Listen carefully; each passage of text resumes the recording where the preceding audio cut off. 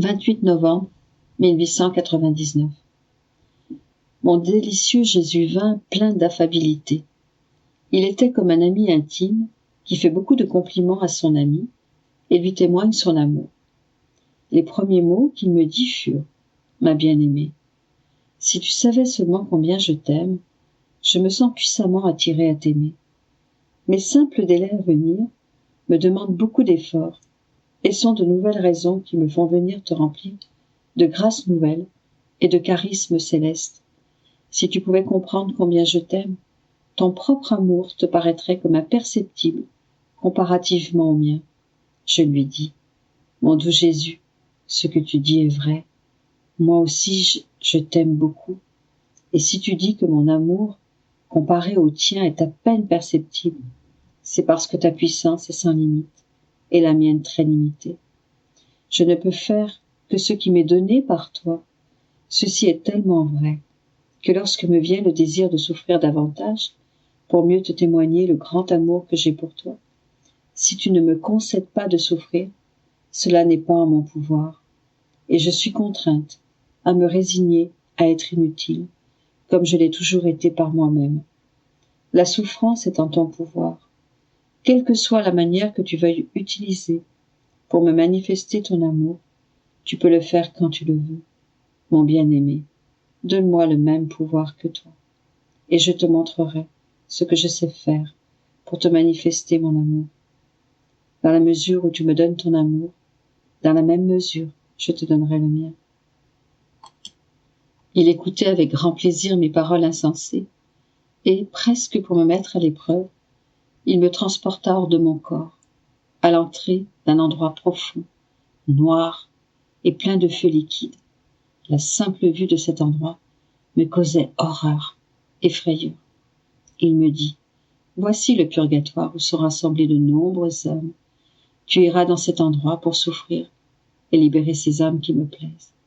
Tu le feras par amour pour moi. » Un peu en tremblant, je lui dis, « Pour ton amour, je suis prête à tout, mais tu dois venir avec moi, parce que si tu me laisses, je ne serai pas capable de te trouver, et tu me feras beaucoup pleurer. » Il répondit, « Si je vais avec toi, que sera ton purgatoire?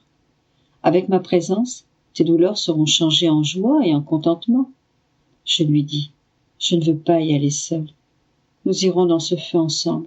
Tu seras derrière moi.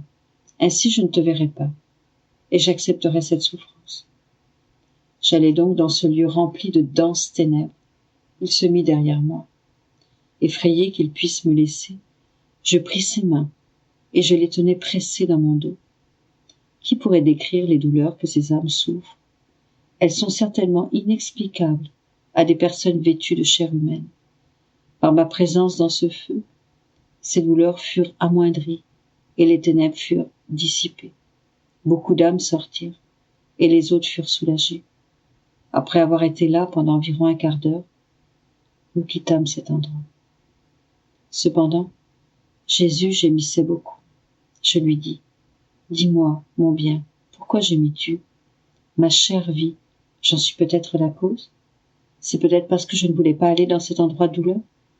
Dis-moi, dis-moi, as-tu beaucoup souffert en voyant souffrir ces âmes? Que ressens-tu? » Il me répondit, « Ma bien-aimée, je me sens tout rempli d'amertume, si bien que je ne peux plus les contenir. Je suis près de les verser sur la terre. » Je lui dis, « Non, non, mon doux amour, tu les verseras sur moi, ne veux-tu pas? » Je me suis donc approché près de sa bouche, et il versa dans la mienne une liqueur très amère, et en telle abondance que je ne pouvais la contenir. Je le priai pour qu'il me donne la force de la garder. Autrement, j'aurais fait ce que je ne voulais pas qu'il fasse, c'est-à-dire que je l'aurais versé sur la terre, et j'aurais beaucoup regretté d'avoir fait cela. Il semble qu'il me donna la force, même si les souffrances étaient si grandes que je me sentais faiblir. Me prenant dans ses bras, Jésus me soutint et me dit, « Avec toi, on doit nécessairement se soumettre. Tu deviens si importune que je me sens obligée de te contenter. »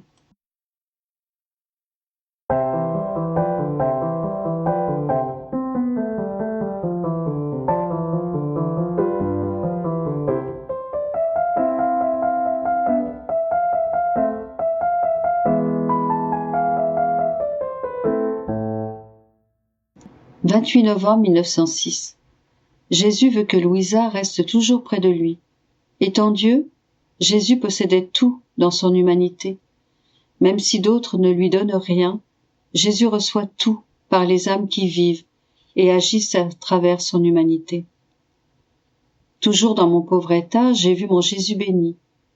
Il semblait qu'il s'était métamorphosé en moi-même, de manière que s'il respirait, je sentais sa respiration dans la mienne. S'il bougeait un bras, je sentais son bras dans le mien, et ainsi de suite. Il me dit, « Ma chère fille, vois-tu dans quelle union étroite je suis avec toi? C'est ainsi que je veux te voir unie à moi. Néanmoins, ne crois pas que tu peux faire cela seulement quand tu pries ou que tu souffres. Non, tu peux le faire toujours. Si tu te déplaces, si tu respires, si tu travailles, si tu manges, si tu dors, tout cela tu dois le faire comme si tu le faisais dans mon humanité, comme si tout ton travail était mien. De cette manière, rien ne sera tien. Tout ce que tu fais doit être comme déposé à l'intérieur d'une coquille.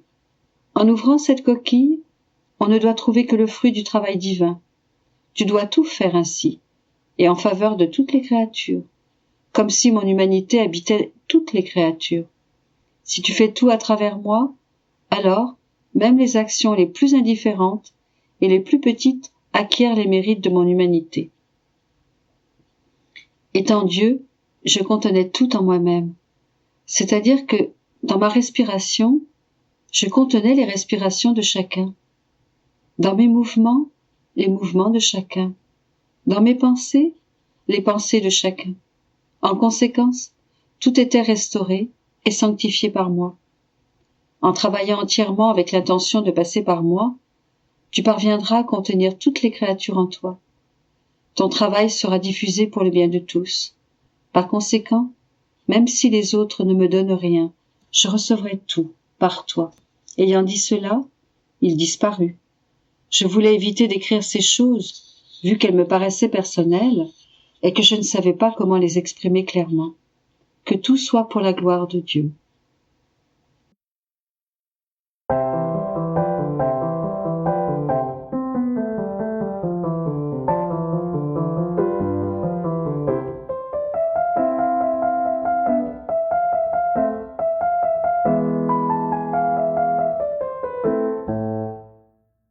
28 novembre 1910. Transformée en l'amour de Jésus, Louisa éclate en actes d'amour. Me retrouvant dans mon état habituel, je voyais mon toujours aimable Jésus. Intérieurement, je me sentais toute transformée dans l'amour de mon bien-aimé Jésus. Je me suis ensuite retrouvée à l'intérieur de Jésus, et avec lui, j'éclatais en actes d'amour. J'aimais comme Jésus aimait. Je ne sais pas comment le dire. Il me manque les mots. Puis, j'ai trouvé mon doux Jésus en moi, et moi seule éclatais en actes d'amour. Jésus écoutait ces actes et me dit « Dis-le, répète-le à nouveau, soulage-moi avec ton amour. » Le manque d'amour a jeté le monde dans un filet de vis. Puis, il demeura silencieux en vue de m'écouter. J'ai répété de nouveau mes actes d'amour. Je vais raconter le peu dont je me souviens. À chaque moment, à chaque heure, je veux toujours t'aimer de tout mon cœur. Dans tous les souffles de ma vie, je veux t'aimer. Dans tous les battements de mon cœur, je vais répéter « Amour, amour ». Dans toutes les gouttes de mon sang, je vais crier « Amour, amour ». Dans tous les mouvements de mon corps, je n'embrasserai que l'amour. Je ne veux parler que d'amour. Je ne veux regarder que l'amour. Je ne veux entendre que l'amour. Et je ne veux penser que d'amour. Je ne veux brûler que d'amour. Je ne veux être consumé que d'amour. Je ne veux aimer que l'amour. Je ne veux contenter que l'amour. Je ne veux vivre que d'amour. Et je ne veux mourir que dans l'amour. À chaque instant, à chaque heure, je veux appeler tout le monde à l'amour. Je vivrai seulement et toujours, uniquement avec Jésus et en Jésus. Je vais me plonger dans mon cœur, et avec Jésus et avec son cœur, amour, amour, je t'aimerai. Mais qui peut mentionner tout ce que j'ai dit? En faisant cela, J'ai senti mon être divinisé en de nombreuses petites flammes, et ensuite, elles sont devenues une unique flamme.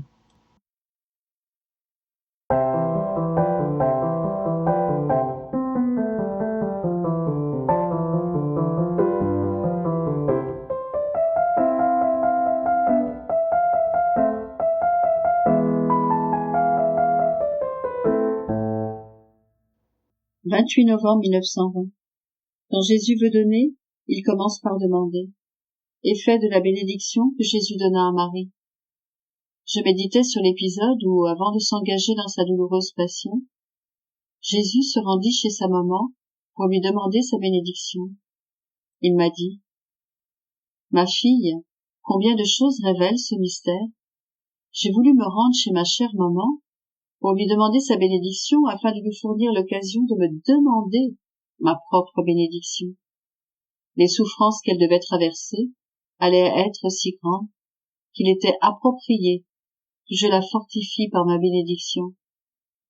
Quand je veux donner, c'est mon habitude de demander d'abord. Ma maman comprit cela tout de suite et me demanda de la bénir d'abord. Ce fut seulement après qu'elle me bénit. Pour créer l'univers, j'ai prononcé un fiat, par lequel j'ai disposé, ordonné et décoré le ciel et la terre. En créant l'homme, je lui infusais la vie par mon souffle tout-puissant. Au début de ma passion, j'ai béni ma mère, par ma parole créatrice et toute-puissante. Ce ne fut pas seulement elle que j'ai bénie. À travers elle, j'ai béni toutes les créatures.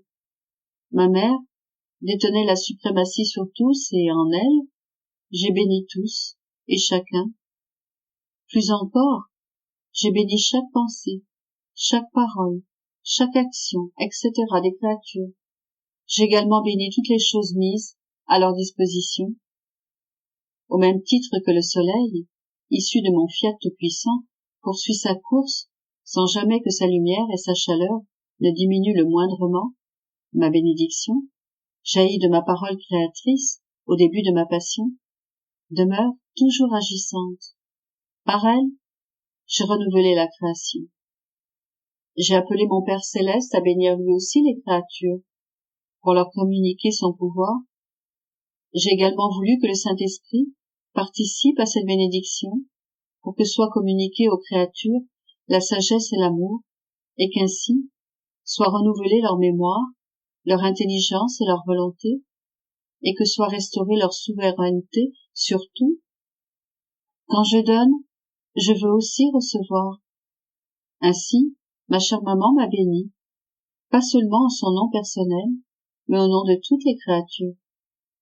Oh, si tous étaient attentifs, ils ressentiraient ma bénédiction dans l'eau qu'ils boivent, dans le feu qui les réchauffe, dans la nourriture qu'ils prennent, dans les souffrances qui les affligent, dans les gémissements de leurs prières, dans leurs remords pour leurs fautes, dans leur abandon entre mes mains. À travers toutes choses, ils entendraient ma parole créatrice leur dire « Je vous bénis au nom du Père, de moi-même et du Saint-Esprit. Je vous bénis pour vous aider, vous défendre, vous pardonner, vous consoler et vous rendre saints. De plus, tous feraient écho à ma bénédiction en me bénissant eux-mêmes. Ce sont là les effets de ma bénédiction.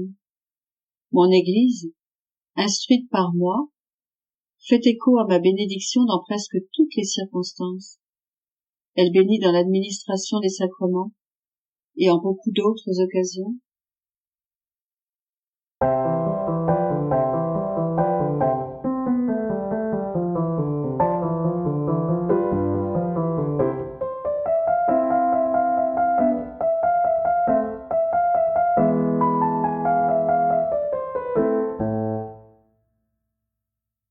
28 novembre 1921.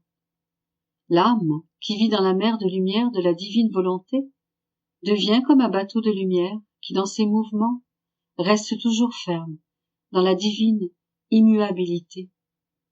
Étant dans mon état habituel, je me suis retrouvé dans une immense mer de lumière. Il était impossible de discerner son début ou sa fin. Il y avait un petit bateau, également fait de lumière, Son fond était de lumière et ses voiles pareillement. En somme, tout le bateau était de lumière. Ses diverses parties se distinguaient par les différences dans l'intensité de la lumière. Ce petit bateau traversait la mer de lumière à une vitesse incroyable.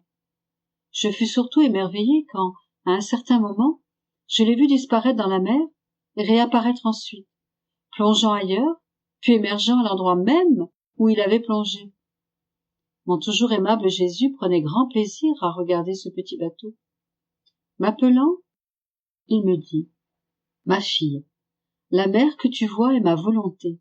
Elle est lumière, et personne ne peut traverser cette mer à moins de vouloir vivre dans la lumière. Le bateau très gracieux que tu observes, voguant sur la mer, est l'âme qui vit dans ma volonté.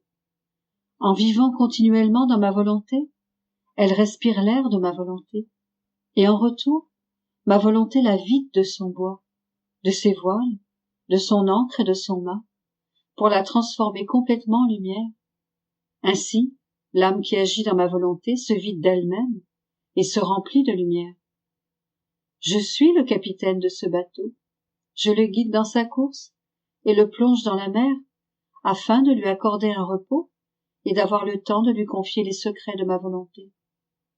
Personne d'autre ne serait capable de le conduire, car ne connaissant pas la mer, les autres ne pourraient le guider. D'ailleurs, je ne ferai confiance à personne. Au plus, je choisis quelqu'un pour écouter et observer les merveilles que ma volonté accomplit.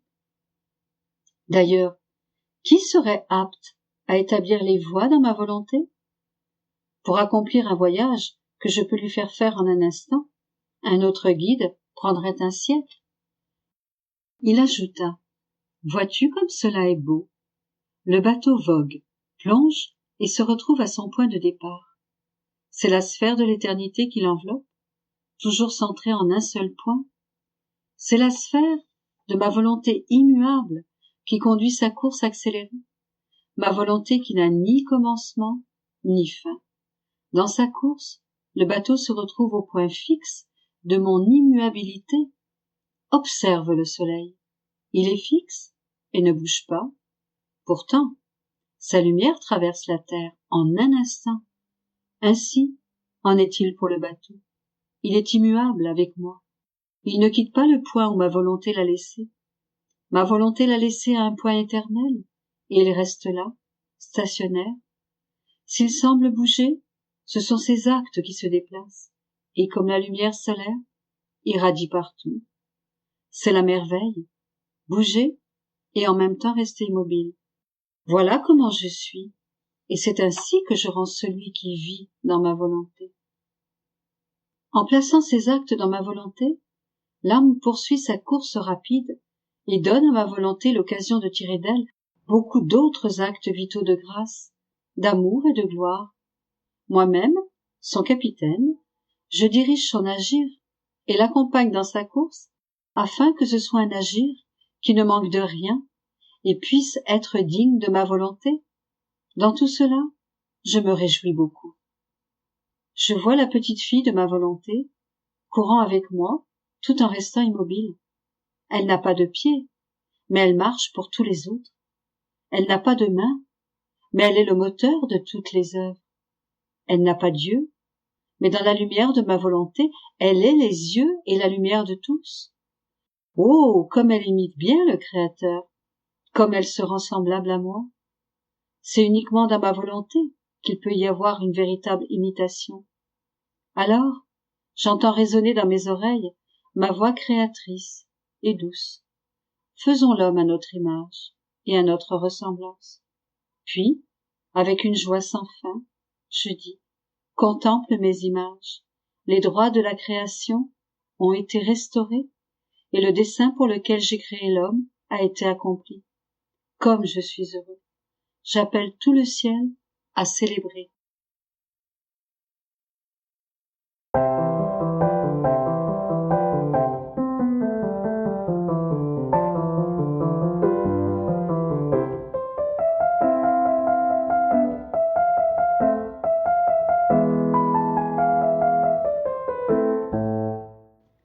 28 novembre 1922. La divine volonté est la semence, le chemin et la fin de toute vertu. Elle est l'arbre de vie, même si ce n'est que maintenant que Jésus en fait connaître les fruits. Il faut que la divine volonté soit connue pour être aimée. Je priais et m'unissais à la très sainte volonté de Dieu, malgré quelques doutes en mon esprit, concernant ce que mon doux Jésus me disait sur sa volonté. Illuminant mon esprit, il me dit, « Ma fille, ma volonté est la semence, le chemin et la fin de toute vertu. Sans la semence de ma volonté, on ne peut même pas parler de vertu. C'est comme pour l'arbre. Il débute par sa semence, qui contient l'arbre tout entier en puissance. De cette semence s'initient ses racines. Au fur et à mesure que celle-ci s'enfonce dans le sol, ses branches se développent jusqu'à ce qu'elle forme une magnifique couronne qui fera sa gloire. En produisant beaucoup de fruits, l'arbre apporte du profit et de la gloire à celui qui l'a semé. Pour croître, il a besoin de temps, et certains arbres prennent des siècles avant de porter du fruit. Plus l'arbre est précieux, plus il lui faut du temps. Ainsi en est-il de l'arbre de ma volonté. Puisqu'il est le plus précieux, le plus noble, le plus divin, le plus élevé, il nécessite plus de temps pour croître et donner des fruits.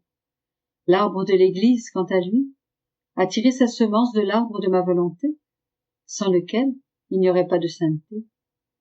Ensuite, l'arbre de l'Église a vu grandir ses branches, lesquelles demeurent toujours reliées à l'arbre de ma volonté. Maintenant, l'Église doit cueillir les fruits, afin d'en jouir et d'en être nourrie. Ces fruits seront ma gloire et ma couronne. Pourquoi donc es-tu étonné qu'au lieu de révéler les fruits de ma volonté au début, j'ai choisi de le faire à travers toi après tant de siècles? Comme l'arbre de ma volonté n'avait pas encore grandi, comment aurait-il pu donner des fruits? Tout va comme cela.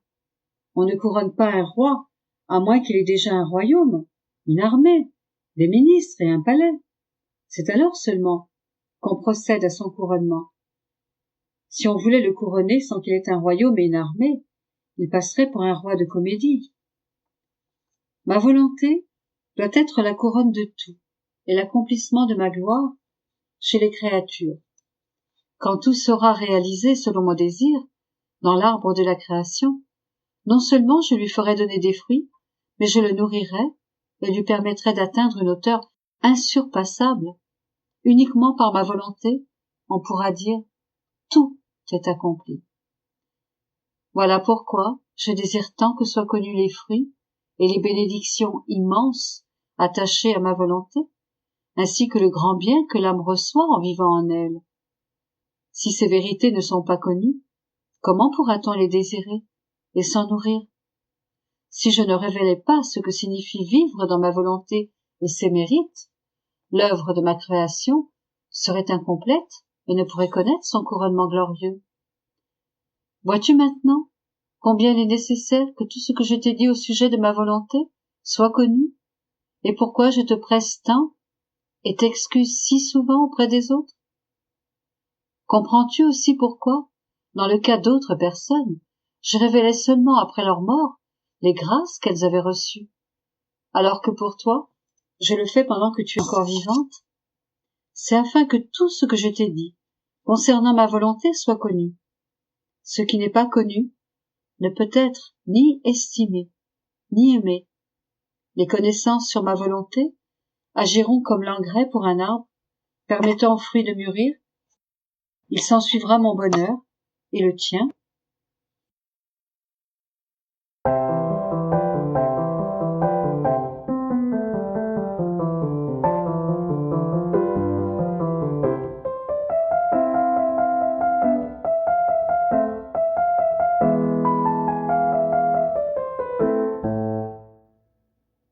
« 28 novembre 1923.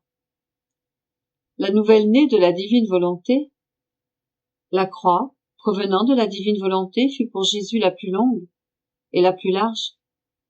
Chaque acte de la volonté humaine, opposé à la divine volonté, était une croix particulière pour Jésus. Je me sentais tout immergée dans la divine volonté de mon Jésus, et ma petite âme m'apparaissait comme une nouvelle-née que mon Jésus béni tenait dans ses bras, par le souffle de sa volonté, avec une telle jalousie qu'il voulait qu'elle ne regarde rien, n'entende rien et ne touche à rien. Afin que rien ne la distrait, il la captivait par le doux enchantement de ses enseignements sous sa très sainte volonté. La petite nouvelle-née était nourrie et grandissait par le souffle de la volonté de son Jésus. De plus, il la couvrait avec beaucoup de petites croix de lumière. On pouvait voir une croix de lumière imprimée en chaque partie de son être. Jésus s'amusait, tantôt en multipliant ses croix, tantôt en voulant que la nouvelle-née garde son regard fixé sur lui pour compter ses mots, lesquels lui servaient de nourriture et de moyen de grandir. Par la suite, mon Jésus me dit, « Ma petite fille, ma nouvelle-née de la divine volonté, ma volonté t'a conçue, t'a fait naître, et maintenant elle te fait croître, inondée d'amour. Ne vois-tu pas avec quel amour je te tiens dans mes bras et ne te permets de prendre aucune nourriture si ce n'est le souffle de ma volonté? La nouvelle-née de ma volonté est la plus belle, la plus chère, la plus précieuse chose qui soit sortie de la création jusqu'à maintenant. Et je vais la garder avec une telle jalousie que je ne laisserai personne la toucher. Ma volonté sera tout pour toi. Vie, nourriture, vêtements et croix. Car étant la chose la plus grande, il serait inconvenant pour ton Jésus de la mêler à quoi que ce soit qui ne provienne pas de notre volonté. Oublie tout, de telle manière qu'aucune eau ne t'entoure, au-dedans comme au-dehors, si ce n'est celle de l'immense mer de mon éternelle volonté. Je veux trouver en toi l'honneur, la noblesse et le décorum de la véritable nouvelle-née de ma volonté. En entendant cela, au lieu de me réjouir, je me suis sentie mourir de confusion et je n'ai eu que le courage de dire « Jésus, mon amour, je suis petite, cela est vrai, je le constate par moi-même, mais je suis aussi une petite captivée là, mauvaise. Et quand même, tu me dis tout cela? Comment cela est-il possible? Peut-être veux-tu te moquer de moi? Je sais que beaucoup te font pleurer, et cependant, tu veux que je me réjouisse de tes pleurs? Veux-tu donc te moquer de moi avec ces farces? Cependant, même si je suis plongée dans la confusion, va de l'avant avec les farces de ta volonté. » Me pressant plus fortement sur lui, il poursuivit. « Non, non, ton Jésus ne se moque pas de toi. Je m'amuse, il est vrai. Mais un signe sûr que ce que je te dis est vrai, ce sont les croix de lumière avec lesquelles ma volonté t'a marqué. Sache, ma fille, que la croix la plus longue et la plus large pour mon humanité, une croix qui ne m'a jamais quittée, était celle provenant de la divine volonté. Plus encore, chaque acte de la volonté humaine, opposé à la divine volonté, était une croix particulière que la volonté suprême imprimait profondément dans mon humanité. En fait, quand la volonté humaine quitte la terre dans le but d'agir dans la divine volonté, celle-ci quitte le ciel pour la rencontrer et pour ne faire qu'un avec elle, afin de faire couler des torrents de grâce, de lumière et de sainteté dans cet acte. Mais en refusant de rencontrer la divine volonté, la volonté humaine se met comme en guerre contre son Créateur et repousse vers les régions célestes le bien, la lumière et la sainteté qu'il voulait répandre sur elle. Ainsi offensée, la volonté suprême voulut recevoir réparation par moi, et pour chaque acte de la volonté humaine, elle m'infligea une croix. Et même si, avec ces croix, je reçus tous les biens rejetés par les humains, dans le but de les garder en dépôt pour le temps où la créature sera disposée à rencontrer la divine volonté dans ses actes, en dépit de cela, je ne pouvais pas m'empêcher de ressentir la peine intense causée par tant de croix. Regarde en moi Combien de millions de croix contient mon humanité? Ainsi, les croix reçues de ma volonté furent incalculables. Ma souffrance était infinie. Je gémissais sous le poids d'une souffrance infinie. Cette souffrance infinie avait un tel pouvoir qu'elle me donnait la mort à tous les instants, en me donnant une croix pour chaque acte de la volonté humaine opposée à la volonté divine. La croix provenant par ma volonté n'est pas faite de bois, laquelle ne nous fait pas ressentir que son poids et sa souffrance. Elle est plutôt une croix de lumière et de feu qui brûle, consume et s'implante de telle manière à ne former qu'un avec celui qui la reçoit. Pour te parler des croix que me donna ma divine volonté, je devrais tresser tous les actes des créatures, te les rendre présents et te laisser palper avec tes propres mains comment, réclamant une véritable satisfaction, ma volonté m'infligea croix après croix. Ce fut une volonté humaine qui offensa la divine volonté et rompit avec elle, n'est-ce pas? Aussi, ce fut la divine volonté qui crucifia et fit souffrir ma nature et ma volonté humaine. Chez l'homme, la source, la racine, la substance du mal ou du bien est au tréfonds de sa volonté, tout le reste pouvant être considéré comme superficiel. Seule, la divine volonté pouvait me faire expier le mal de tant de volonté humaine. Quant à toi, je te veux totalement dans ma volonté, pour faire connaître ce que la divine volonté a fait, ce qu'elle m'a fait souffrir, ce qu'elle veut faire. C'est pourquoi tu es marqué de beaucoup de croix de lumière. Ta croix t'est venue de ma volonté, laquelle a tout changé en lumière dans le but de te disposer à être la nouvelle-née à laquelle elle veut confier ses secrets, ses joies et ses peines, comme à une fille fidèle qui, s'unissant à ses actes, peut ouvrir les cieux pour faire descendre ma volonté sur la terre et la faire connaître, accepter et aimer.